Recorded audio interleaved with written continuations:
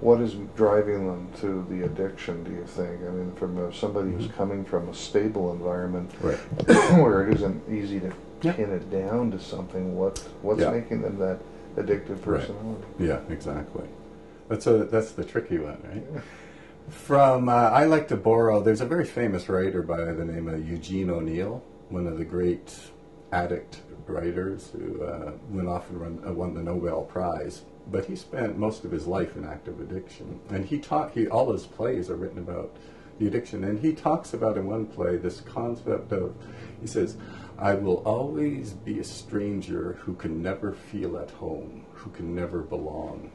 And if I had to pick this sort of in a nutshell of why people turn to addiction, it would be that feeling that a person has, is that regardless of money, fame, number of friends, how well they do in school, how poorly, all the clients seem to have this one feeling like somehow they're different, that they just don't feel as if they belong. I sort of compare it to an artist. They seem to have this tremendous sensitivity to life. And the artist being it's a two-edged sword.